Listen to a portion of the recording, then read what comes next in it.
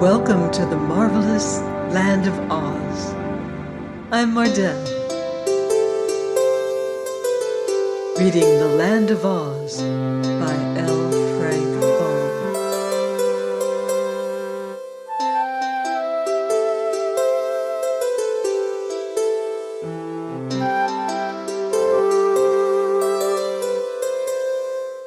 Chapter 24. The Riches of Content.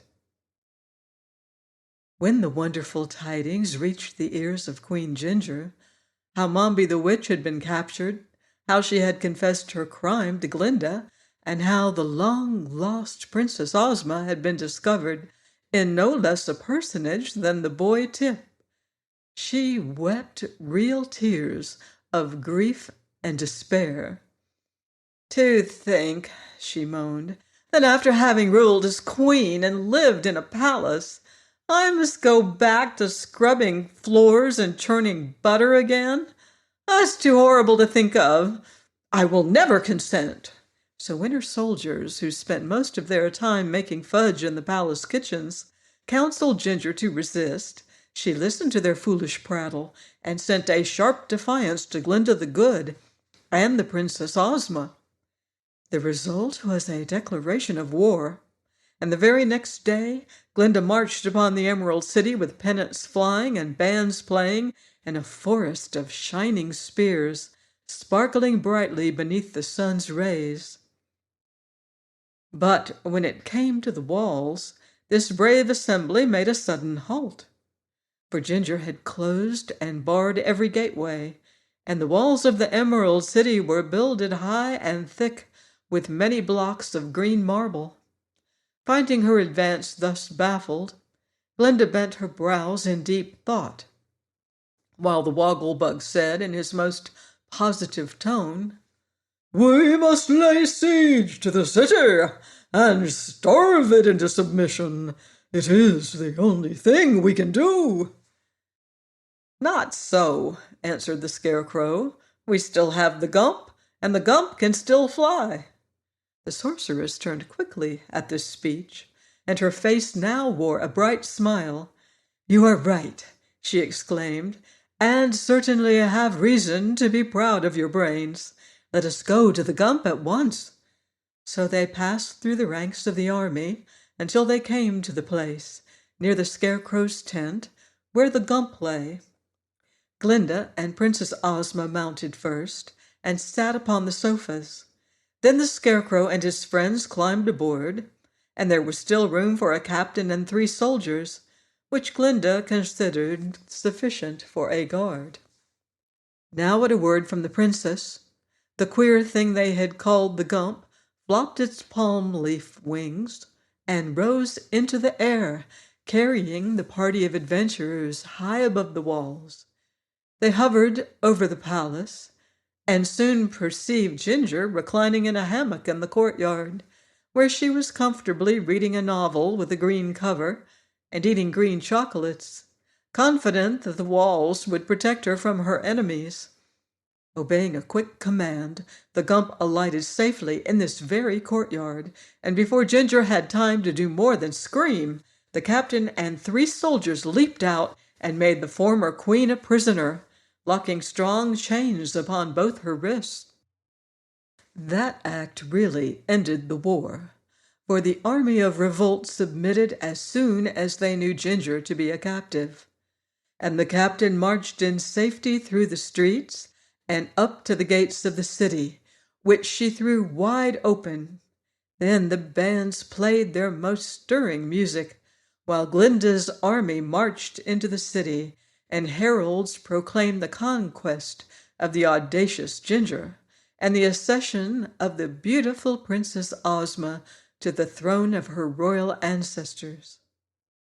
At once, the men of the Emerald City cast off their aprons, and it is said that the women were so tired eating of their husbands' cooking that they all hailed the conquest of Ginger with joy.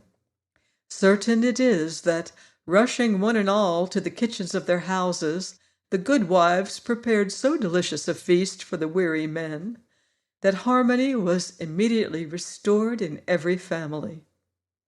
Ozma's first act was to oblige the army of revolt to return to her every emerald or other gem stolen from the public streets and buildings.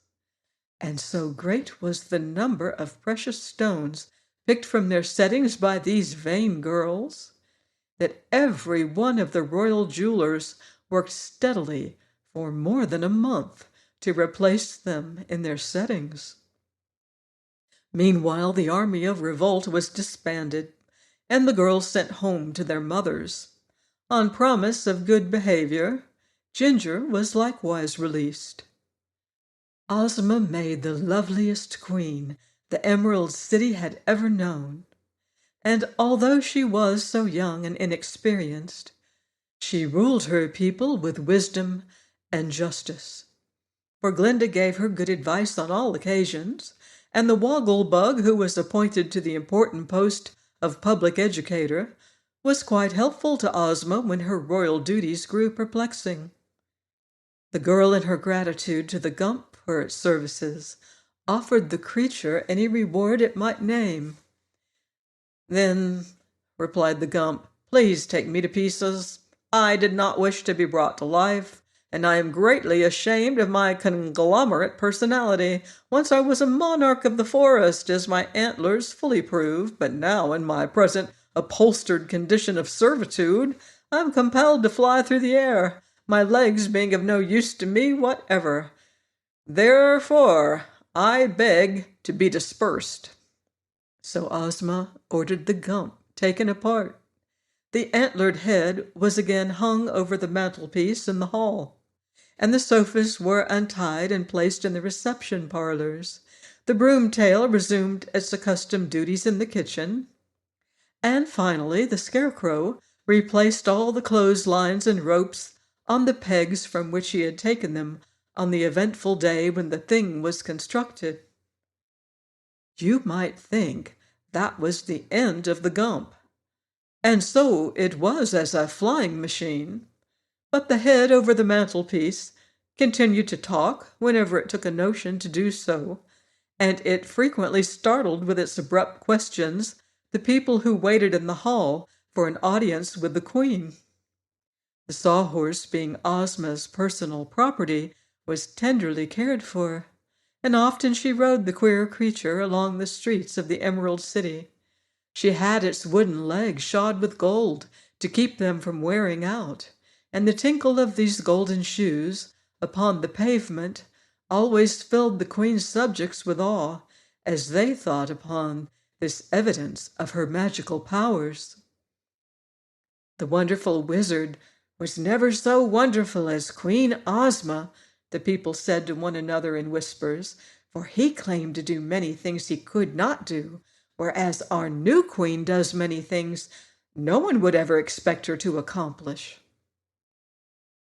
Jack Pumpkinhead remained with Ozma to the end of his days, and he did not spoil as soon as he had feared, although he always remained as stupid as ever.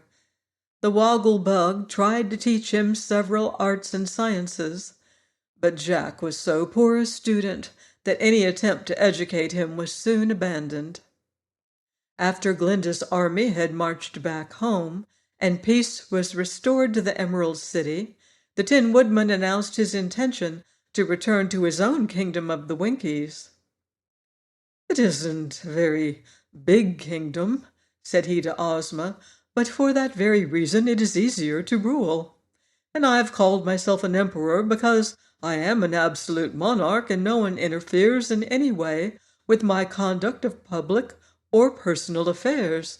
When I get home, I shall have a new coat of nickel plate, for I have become somewhat marred and scratched lately, and then I shall be glad to have you pay me a visit." "Thank you," replied Ozma. "Some day I may accept the invitation, but what is to become of the Scarecrow?" "I shall return with my friend the Tin Woodman," said the stuffed one seriously. "We have decided never to be parted in the future." "And I have made the Scarecrow my royal treasurer. explained the Tin Woodman, "for it has occurred to me that it is a good thing to have a royal treasurer who is made of money. What do you think?" "I think," said the little queen, smiling, "that your friend must be the richest man in all the world." "I am," returned the Scarecrow, "but not on account of my money, for I consider brains far superior to money in every way. You may have noticed that if one has money without brains, he cannot use it to advantage. But if one has brains without money, they will enable him to live comfortably to the end of his days." "At the same time," declared the Tin Woodman, "you must acknowledge that a good heart is a thing that brains cannot create and that money cannot buy. Perhaps, after all, it is I who am the richest man in all the world." "You are both rich, my friends," said Ozma gently, "and your riches are the only riches worth having. The riches of content." I hope you've enjoyed this Oz adventure. Please join me for the next book in this series, Ozma of Oz, here on the marvelous land of Oz. Goodbye for now. See you in Oz.